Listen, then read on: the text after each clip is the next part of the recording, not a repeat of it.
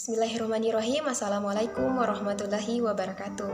Perkenalkan, nama saya Arsila, mahasiswi semester 6, Program Studi Pendidikan Guru Sekolah Dasar, Fakultas Keguruan dan Ilmu Pendidikan Universitas Muhammadiyah Buton.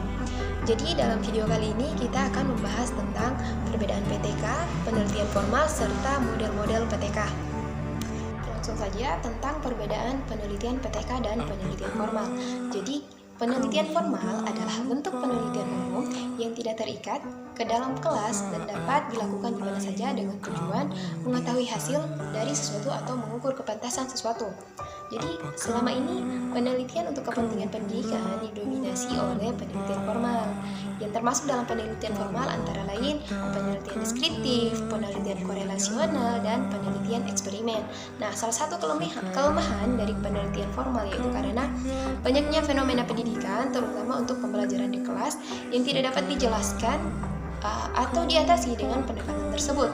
Nah, beberapa fenomena dari penelitian formal yang pertama, seperti anak lamban belajar, hal-hal yang berkaitan dengan pengembangan kelas, atau berbagai kasus pengajaran di kelas seringkali tidak tertangkap oleh penelitian formal dengan instrumen-instrumen yang telah disiapkan dan konstruksi tertentu. Selanjutnya, ciri-ciri dari penelitian formal yang pertama dilakukan oleh orang luar kelas, misalnya dosen, ilmuwan, mahasiswa yang melakukan eksperimen tertentu. Yang kedua, di lingkungan di mana variabel luar dapat dikendalikan. Dan yang ketiga, sampel harus representatif. Yang keempat, penelitian formal mengutamakan validalitas internal dan eksternal. Yang kelima, menuntut adanya penggunaan analisis statistik yang rumit, signifikasi statistik yang ditentukan sejak awal, dan memeriksa hubungan sebab akibat antar variabel. Yang keenam, mempersyaratkan hipotesis. Yang ketujuh, mengembangkan teori dan tidak memperbaiki praktik pembelajaran secara langsung. Yang kedelapan, hasil penelitian merupakan produk ilmu yang dapat digeneralisasikan ke populasi yang lebih luas. Yang kesembilan, berlangsung secara linear atau bergerak maju. Dan yang terakhir, tidak kolaboratif dan individual.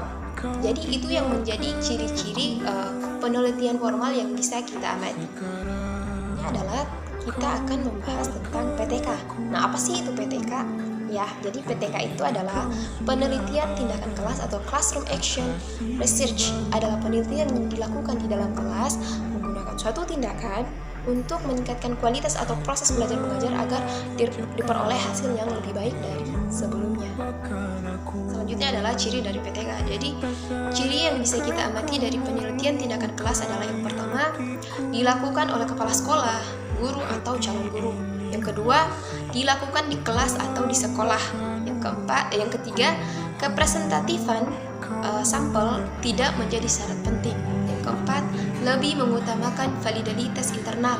Yang kelima, tidak menuntut penggunaan analisis statistik yang rumit, menggunakan metode kualitatif untuk mendeskripsikan apa yang terjadi dan memahami dampak suatu intervensi pendidikan atau tindakan. Yang keenam, tidak selalu menggunakan hipotesis. Yang ketujuh, memperbaiki praktik pembelajaran secara langsung. Yang kedelapan, hasil penelitian merupakan peningkatan mutu pembelajaran di lingkungan pembelajaran tertentu atau tempat dilakukannya PTK. Yang kesembilan, berlangsung secara siklus atau berdaur. Dan yang terakhir, kolaboratif atau kooperatif. Jadi itu ciri umum atau ciri khusus yang bisa kita lihat dari penelitian tindakan kelas. PTK sendiri memiliki beberapa tujuan.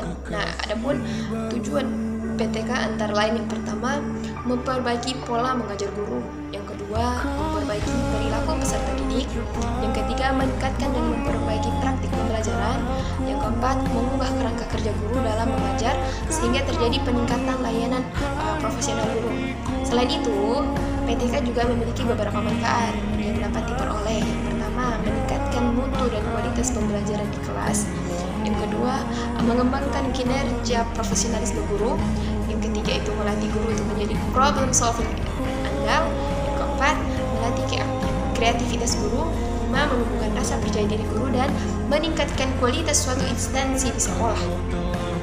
Bahasan kita yang terakhir adalah model-model PTK.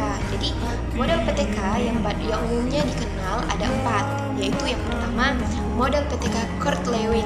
Model PTK Kurt Lewin merupakan model PTK yang pertama atau pertama kali ada model PTK ini dikenalkan oleh psikolog sosial asal Jerman yaitu Kurt Lewin. Komponen pokok yang dilakukan pada model PTK Kurt Lewin meliputi perencanaan, tindakan, pengamatan, dan refleksi.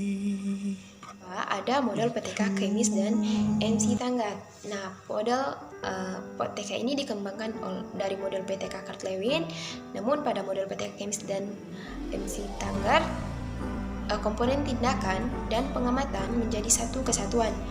Yang ketiga ada model PTK John Elion. Model PTK John Elion juga dikembangkan atas dasar model PTK Kurt Lewin. Hanya saja pada model PTK John Elion, setiap komponen tindakan memuat beberapa langkah, misalnya langkah 1, 2, 3, dan seterusnya. Hal ini mengacu pada banyaknya pokok bahasan di setiap mata pelajaran. Yang terakhir ada model PTK Hopkins. Pengembangan model PTK Hopkins tidak bisa dilepaskan dari model PTK pendahulunya. Namun demikian, Hopkins berhasil menyusun PTK modelnya sendiri, yaitu sebagai berikut. Di model PTK Hopkins dimulai dari start, audit, perencanaan konstruk, perencanaan tindakan, implementasi, dan evaluasi.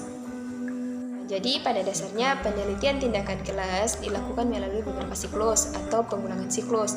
Nah, setiap siklusnya mengacu pada metode PTK yang dijelaskan sebelumnya, yaitu terdiri atas 4 tahap, yaitu pertama ada tahap perencanaan, yang kedua ada tahap pelaksanaan, yang ketiga pengamatan, dan yang terakhir adalah refleksi. Baik, itu saja yang dapat saya jelaskan, kurang dan lebihnya mohon dimaafkan. Akhir kata, billahi fisabilil haq fastabiqul khairat. Wassalamualaikum warahmatullahi wabarakatuh.